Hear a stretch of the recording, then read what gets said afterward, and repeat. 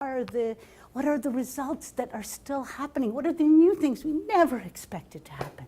Because Ian Davies, this brilliant guy that Sanjeev and I got to hang out with, as well as Zenda here, he said something in passing. It literally took me 3 days. He said it on a phone call. And I was taking a shower one day. I'm like, development sprouts, not a result. I was like, oh! Breathtaking. It's a process, not a result. He said this at an OECD meeting. I didn't go, but it was very cool.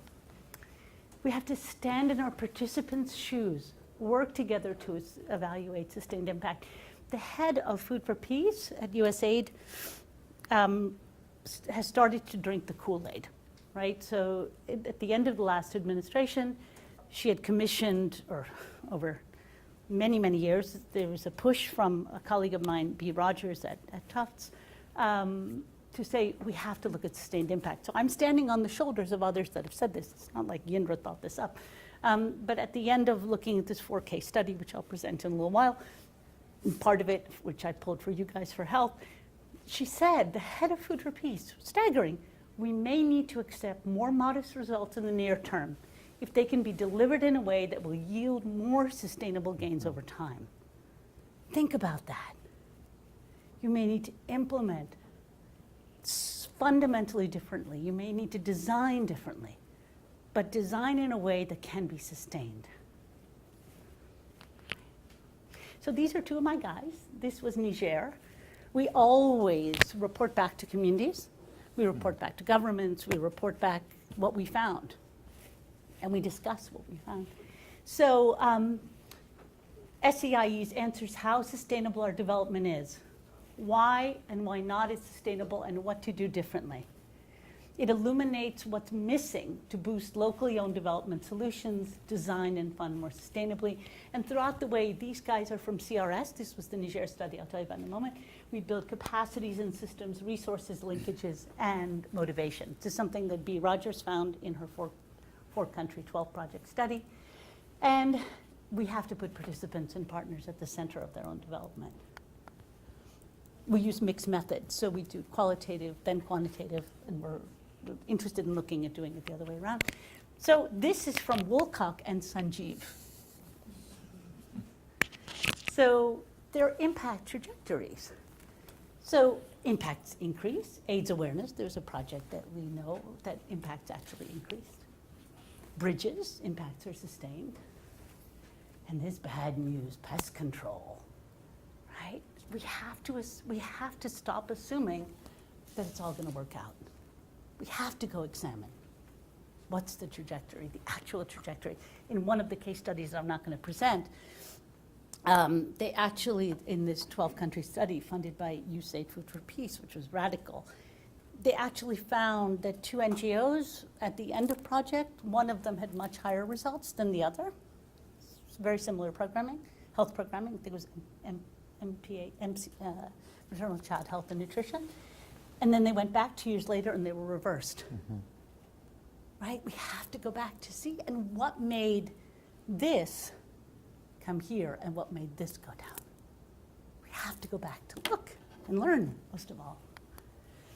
There are all sorts of preconditions. It's on the website. We're going to be improving this list. But to do one of these, it's not that expensive. I mean, under $200,000 for a $60 million project, $60 million project, right? The organizational commitment, openness to learning about success and failure, right? Have to learn from the failure, have to admit we can do things better. We always use national evaluators, trying to build the capacity of the national evaluators to continue to do this themselves, right? We accompany national evaluators. We're trying to hopefully work with NGOs that are building evaluative thinking within their organizations and move that evaluative thinking methodology to communities themselves, right? So that we're not only accompanying national evaluators, but accompanying the communities themselves. That would be really exciting if they were evaluating with us. Complex project and site selection to try and isolate the contribution, as Sanjeev said. We need time, material, and project expertise. This was like my favorite project. We did this in Niger. So 3 years post-project, we looked at intended outcomes and emerging outcomes.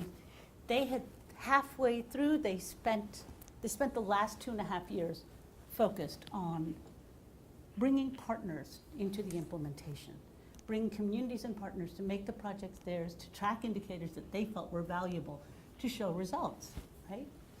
Narrowed this huge clump of indicators down to 6. 80% of the project activities of food security, livelihoods, maternal and child health, and nutrition. It's in Niger, it's on the website. And what's very cool is that during, it's called Prosan in Niger, a third of the people were feeding themselves more 3 years post-project than they did at the end of the project. Right? Granted, there were good rains, the conditions were conducive, more. Right? So we don't look at the astonishing success. How well did they do this? What were the causes for this remarkable? I never expected this. I've been doing food security for a very long time. Right? Astonishing. 20% were, and suddenly 34 were. Really quite remarkable. And 20% failed. What failed? Well, the food aid assisted aspect failed. Right? When we socially engineer and we say you should be planting trees and we will give you food aid to go plant trees, and then there's no economic benefit for them continuing to plant the trees and they're trying to survive, of course they're going to focus on the agriculture.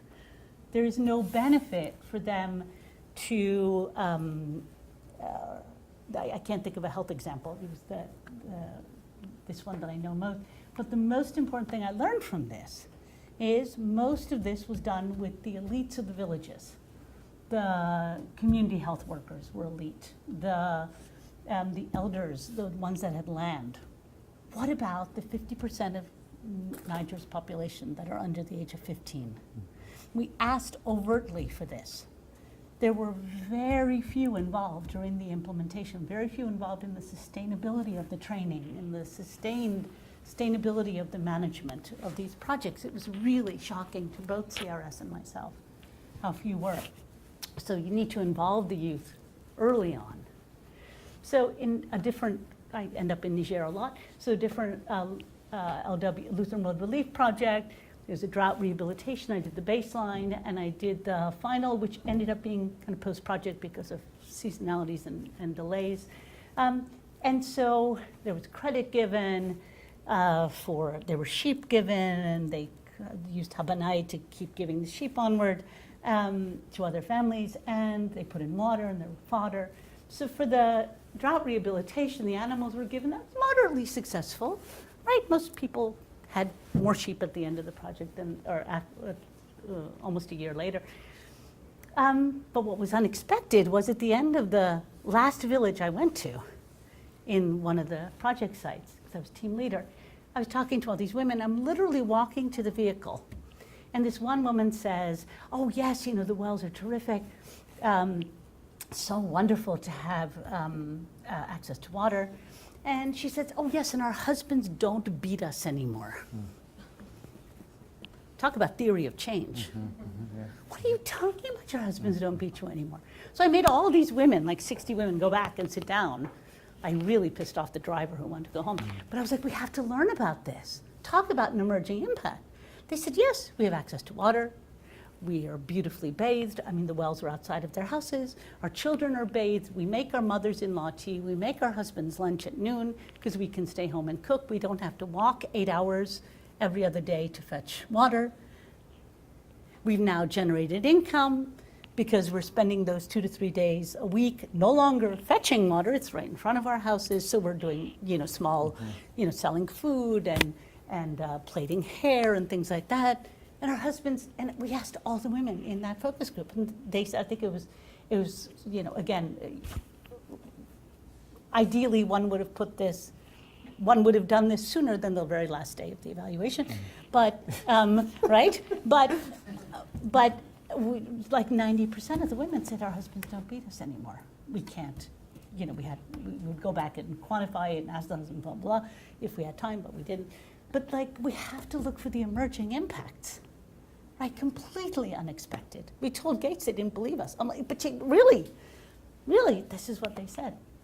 In Ethiopia, we have to design self-sustainable assets for the poor.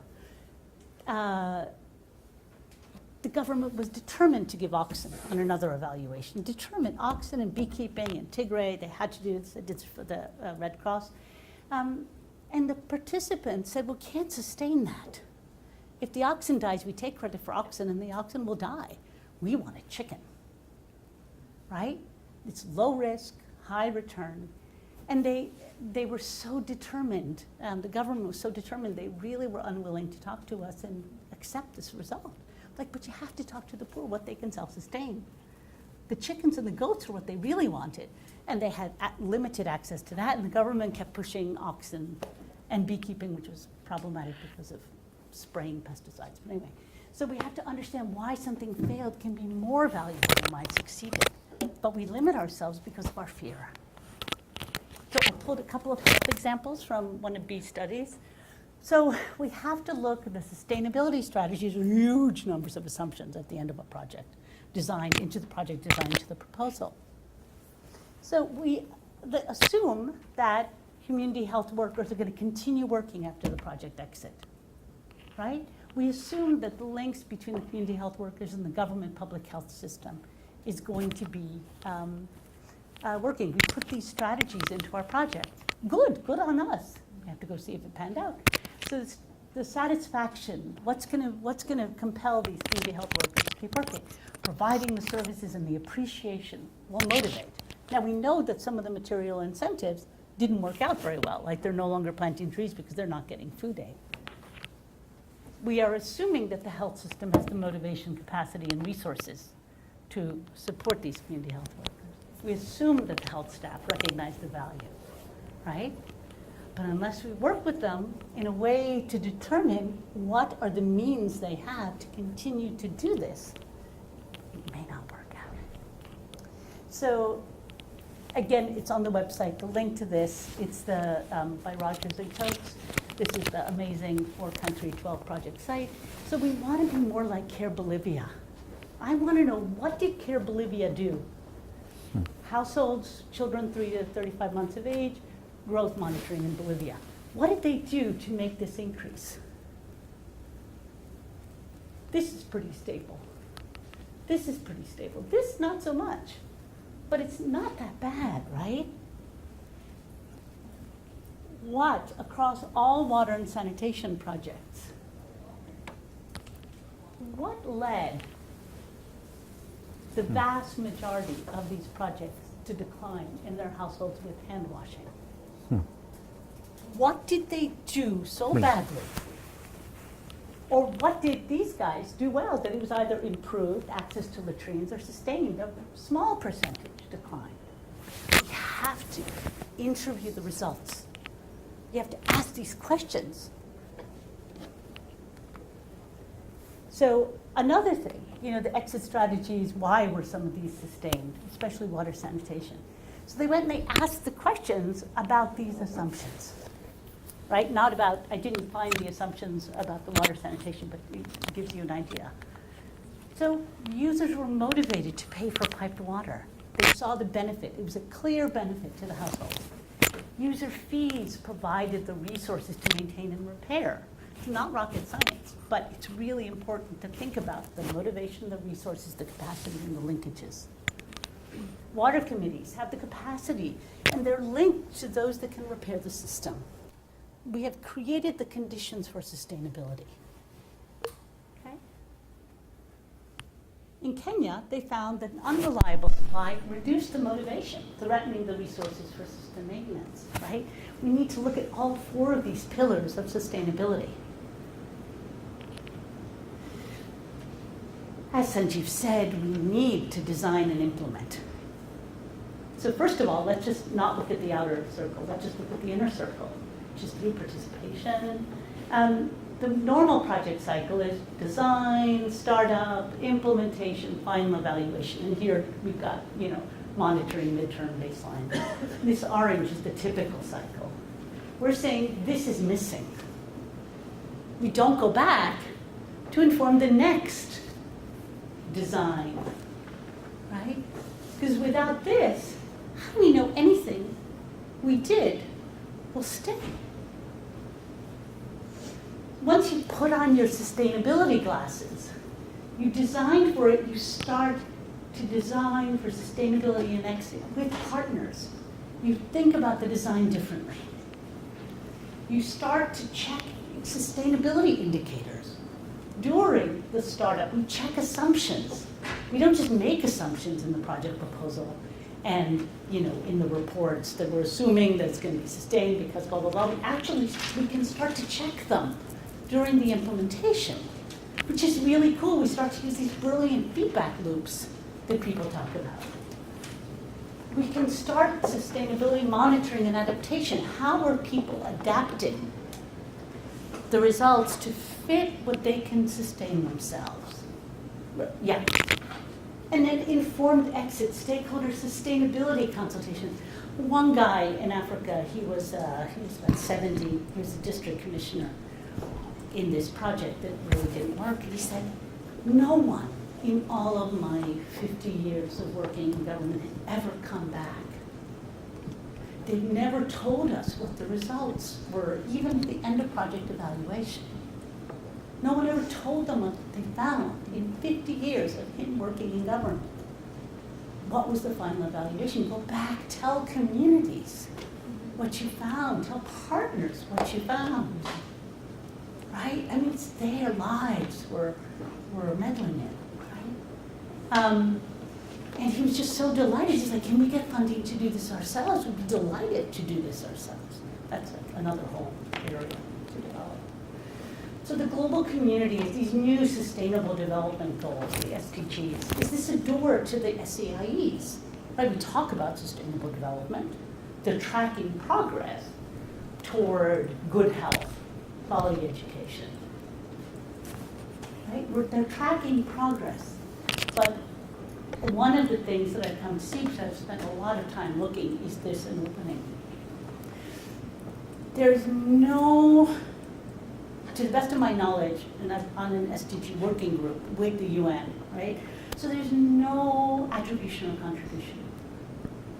There's no causality links. So they will track that health is improved in this district. It's phenomenal that we're building M&A resources or partners on the ground. But there's no link to cause. So we have no idea the degree to which the project was the cause of the improvement of the health. So we don't go back. So once we start to look at what are the reasons why in this district health improved, then we can do more of that, right? Not just say, isn't it terrific? And for all we know, I'm an economist, for all we know, Ethiopia has terrific growth rates. It could be completely separate. It could be the private sector causing increases in income. Not attributable at all to our project, right? But we need to be tracking. The good news is they're tracking data, starting to track data at a disaggregated level. So we're starting to be able, because most projects are 10,000 to 200,000 people, I would say, roughly, right? So we start to be able to look at the contribution. But we're not there yet. So I'm looking at SDG data, I'm like, well, so what? So, common interests. How can we support industry knowledge and learning on sustained and emerging impacts? So thinking, does the University of Toronto want to be a research partner? Sanjeev and I have been talking about, doing some proposals together. An advocacy partner, advocating to donors that this needs to be done, and nota bene, this is as important for domestic as it is for international. There is nothing, global development unique to this. What else can we do together? We work on advocacy, we elevate partnerships and participant voices. So this is why I was fixing the PowerPoint last night, because it looked so good on my little Mac. Country-led development is so important to us. We do training on how to do this. And our current work, I was absolutely delighted. Michael Scriven is a rather famous evaluator. So we applied, and we got one of their largest grants, which, is $10,000. I'm delighted, not like 100,000 or a million, but it's a start. And so we're doing this research on methods for him and his Faster Forward Fund Foundation. It's like a kitchen sink, people. It's like the Wild West in terms of evaluation methods. we looked at, we're just doing this now, we're literally, I'm writing up the midterm report now. Mind-boggling. It has taken me a week to find 8 case studies that use similar methods, not particularly similar, but vaguely similar methods to the Ender project, to the post project. A lot of the posts that are quantifiable, that are mixed method. We're looking for mixed method examples. What are the best ways to do this, right? So many people, and we've been asked, people have tried to hire us to they say, well, we've got a week. We have, whatever, a couple $1,000. Can't you just go out to the bush and go ask some questions? I'm like, right, you can't do that. It's kind of good, it's better than nothing, but it's really probably not better than nothing. Because I found I'm a huge qualitative human. I do participatory evaluation. Oh, stories. And my partner in Value Voices, Laura Zivitz, is great on methods. We put in a control group on, comparison group, she keeps correcting me, a comparison group on one of our SCIEs. And the participant group, no matter how much we tried, were very self-selected. They were the ones who said, the other felt it was fabulous, or it was awful, right? A lot of fabulous and not a lot of awful. And then we randomly sampled in a survey in a statistically defensible way, and we had much more mixed learning, right? I'm now a huge fan of mixed methods. We have to do it. We can't just go find a few people to sit in the bush and focus group, right? Especially for something as important as this. How have we sustained people's lives? How have we helped them sustain their own lives? So before I do this, I wanted to just tell you one story that I just told Sanjeev in the morning. You're health people. So in this Niger project that had 1/3, it's getting exhausted, a third more after the project. And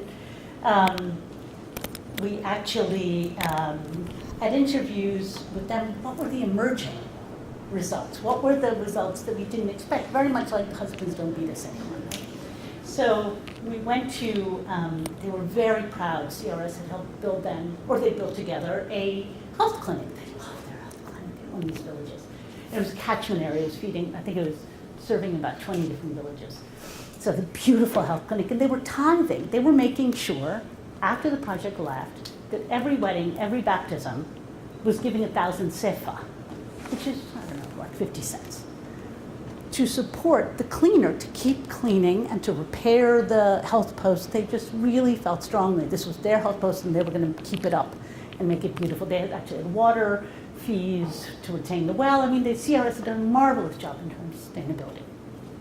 And the government was providing the health staff, and so it was ticking along beautifully.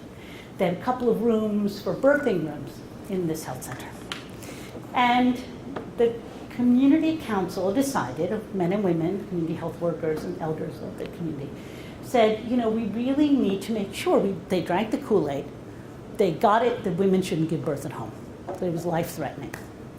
So they imposed a rule that said, because they found a woman giving birth at home, and they said, you and your husband are going to be locked in the health center for a week with your newborn. Now, all the community, the maternal child health people are probably going, right? No, it was wonderful. No one, after that one family was locked in the health center for a week with their newborn, I think it was the husbands actually that were saying, oh God, we never want to do that again. No one in their community, and we asked both men and women, we asked elders and youth, has ever given birth at home ever since. They are not our systems. These are not our lives. They're their systems. They're their lives. How dare we not learn for what works for them? That. Value voices.